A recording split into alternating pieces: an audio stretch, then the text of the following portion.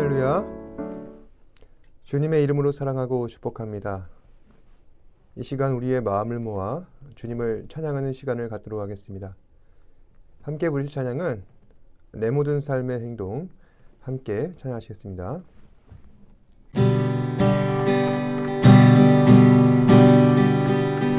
내 모든 삶의 행동 주 안에 주님 안에 있네. 나의 숨쉬는 순간들도 내 모든 삶의 걸음 주 안에 내 길도 주 안에 나의 숨쉬는 순간들도 라라라라라라 라라라라라라 라라라라라라 라라라라라라 내 모든 삶의 행동 주 안에 주님 안에 있네. 나의 숨쉬는 순간들도 내 모든 삶의 걸음 주 안에 내 길도 주 안에 나의 숨쉬는 순간들도 라라라라라라 라라라라라라 라라라라라라 라라라라라라 자비와 은혜의 물결 어디서나 주 얼굴 보내 주 사랑 날 붙드네. 오 놀라운 주님의 사랑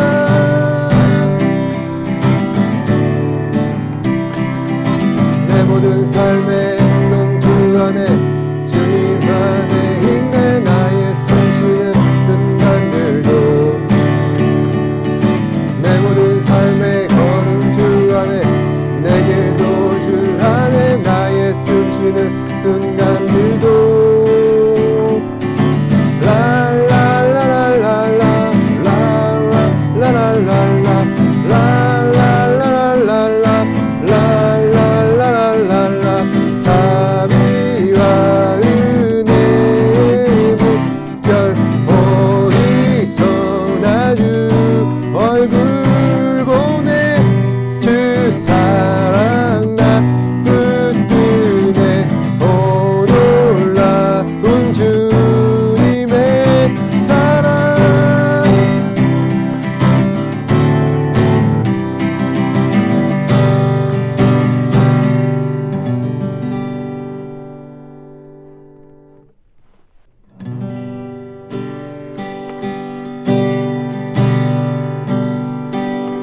내 아버지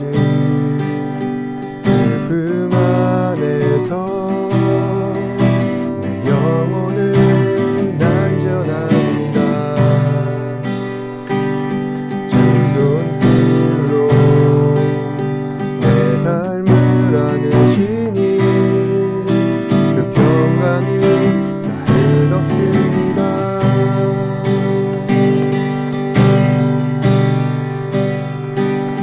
내 아버지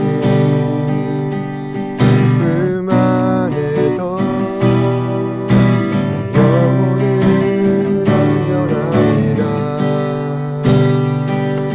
주 손길로 내 삶을 안으시니 그 평강이 나를 덮습니다. 나 비록 넘어지면 흔들리지만 주 내 안에 거하며 나를 붙드시니 내 생각을 주께로 돌리고 주시는 평강의 옷을 입습니다. 주 약속 안에서 내 영혼 평안에 내 뜻보다 크신 주님에게 나 신뢰해. 두려움 다 내려놓고 주님만 의지해. 주 안에서 내 영혼 안전합니다.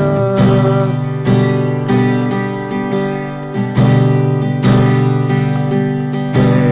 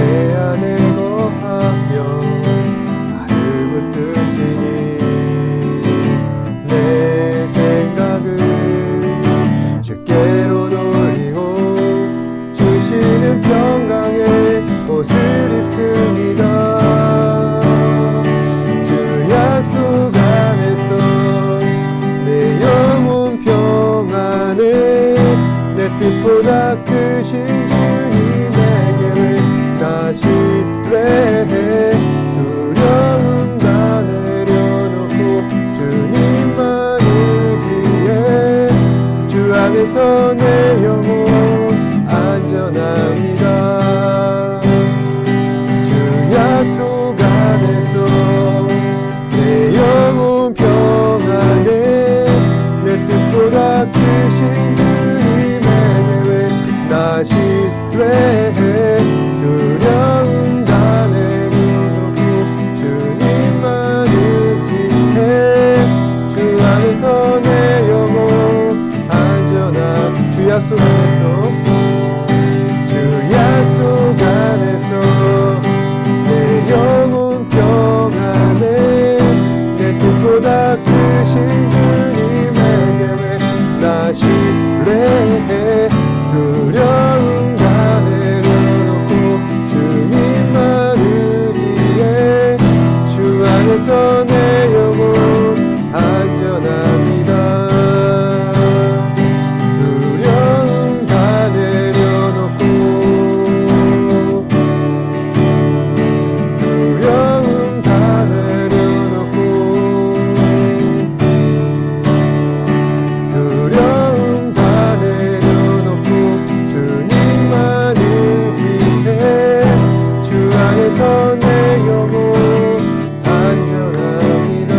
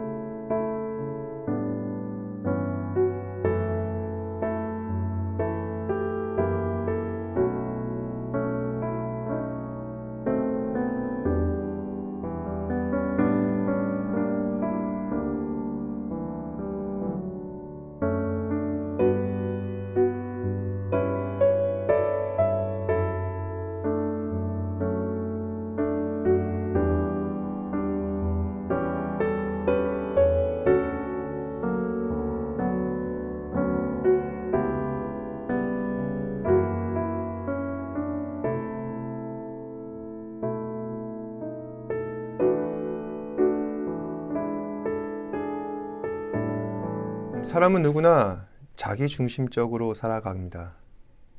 자기중심적으로 생각하고 자기중심적으로 행동합니다.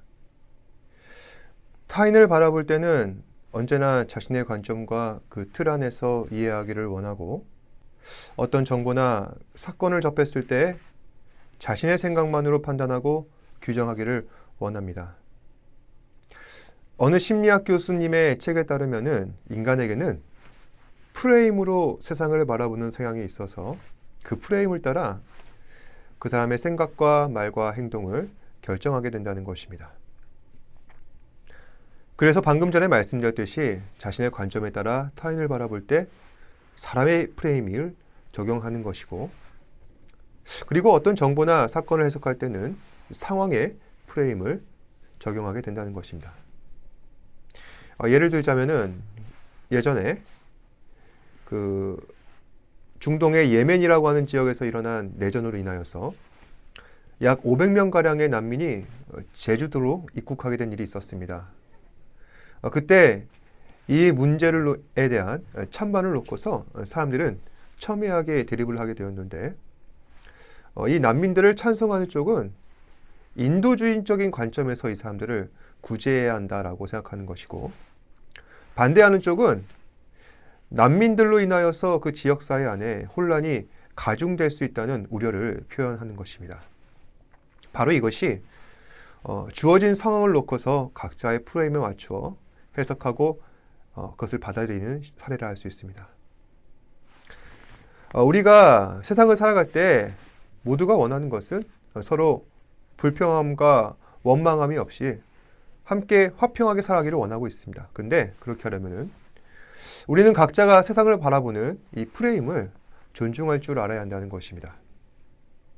이처럼 프레임의 상대성을 인정할 수 있는 사회야말로 건전한 사회라 할 수 있는 것이며, 그 속에서 인간의 창조성과 탁월성이 발현되는 것입니다.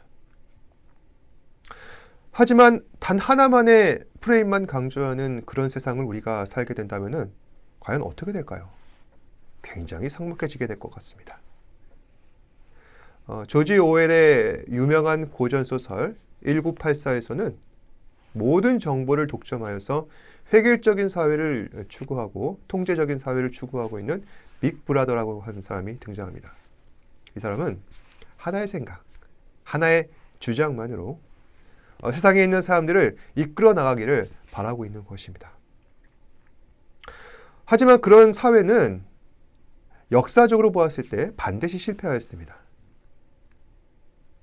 다소 우리 안에 어려움과 불편한 부분들이 있다 할지라도 서로의 입장을 들어주고 이해해 나가는 쪽이 세상을 더 아름답게 유지해 왔다는 것입니다. 이처럼 우리가 각자가 가진 이 프레임을 따라 살게 된 것은 모두 다 하나님께서 우리에게 허락하신 자유의지 덕분입니다. 하나님께서는 우리로 하여금 각자가 생각하고 원하는 바를 따라 세상을 경작하고 가꾸도록 하셨습니다. 따라서 우리에게 허락하여 주신 이 귀한 은혜, 이것을 잘 분별하여서 우리는 하나님의 뜻을 잘 받들고 순종해야 할 것이고, 그리고 우리가 살아가고 있는 이 세상을 하나님 뜻에 합당하게 바꾸어 나가도록 신자로서 또 언약을 받은 주의 자녀로서 마땅히 해야 할 일들이 있다는 것입니다. 그런 관점에서 보았을 때 오늘 함께 읽으신 말씀은 인간이 사물을 바라보는 이 프레임에 관한 문제로부터 비롯된 일들이라 할 수 있습니다. 사도 바울은 옥중에서 로마 교회를 보았을 때 그곳 성도들에 대하여 한 가지 답답한 부분이 있었습니다. 그것은 바로 지금까지 저와 여러분들이 반복하여서 살펴보았던 율법에 관한 문제였습니다. 유대인들은 너나 할 것 없이 율법에 대한 마음의 걸림돌들이 있었습니다. 우리는 모두 다 예수 믿고 구원받은 그리스도인들이지만 여전히 하나님의 법과 질서 아래 살고 있기에 모세가 기록한 율법을 잘 지켜야 한다는 것입니다. 바로 이것이 그 당시 로마 교회 안에서 신앙생활을 했었던 유대인 그리스도인들의 교회와 율법을 바라보는 관점, 즉 프레임인 것입니다. 사실 율법을 강조하고 있는 이 유대인 그리스도인들의 주장은 전혀 잘못된 것은 아닙니다. 율법은 하나님의 말씀이기에 우리가 반드시 지켜야만 하는 것입니다. 그런데 유대인 그리스도인들은 율법을 지나치게 강조하는 그 프레임 안에만 갇혀서 한 가지 중요한 사실을 혼돈하였습니다. 그것은 바로 하나님께서 우리에게 허락하신 이 구원의 은총은 무엇으로 인한 것인가? 율법인가? 아니면 믿음으로 인한 것인가?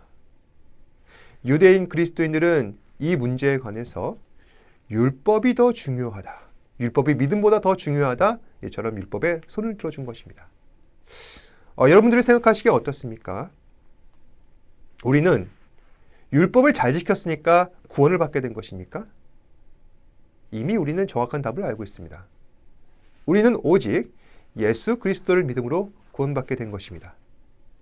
예수님 없으면 우리 안에 죄사함이 없고, 예수님 없으면 우리에게 구원이 없는 것이며, 예수님이 없으면 우리에게 영생은 없는 것입니다. 우리는 오직 예수를 믿었기 때문에 구원받을 수 있게 된 것입니다. 그런데 유대인 그리스도인들은 구원의 원인을 혼돈하고 있는 것입니다. 아니 어쩌면 오랜 유대교 전통으로 인하여서 율법을 강조하고 있는 과거 프레임에 사로잡혀 버린 것인지도 모릅니다. 문제는 유대인들이 그토록 강조하고 있는 이 구원에 관한 율법에 대한 프레임이 교회 안에서 그 파급력이 컸다는 것입니다. 이방인 그리스도인들도 이미 구약 성경에 있는 모세의 글과 그리고 선지자들의 예언을 다 읽어봤기에 그들도 이 유대인 그리스도인들이 하는 말들에 헷갈리기 시작한 것입니다. 우리가 예수를 믿음으로 구원받는 것은 확실하지만 그래도 율법을 잘 지켜야 좀 낫지 않겠나 라면서 말입니다. 그런데 다시 한번 말씀드리지만은 율법을 지키는 것은 전혀 잘못된 것은 아닙니다. 다만 구원에 있어서 무엇이 필요 충분 조건인지 이 부분에 있어서는 결코 우리가 흔들려서는 안 된다는 것입니다. 우리는 오직 예수 그리스도를 믿음으로 구원받게 됩니다. 사도 바울은 구원에 관한 이 율법의 프레임에 사로잡힌 성도들에게 아브라함의 이야기를 들려주고 있습니다. 로마서 4장 13절 말씀. 아브라함이나 그 후손에게 세상의 상속자가 되리라고 하신 언약은 율법으로 말미암은 것이 아니요 오직 믿음의 의로 말미암은 것이니라. 여기서 바울은 중요한 전제 하나를 깔고 있습니다.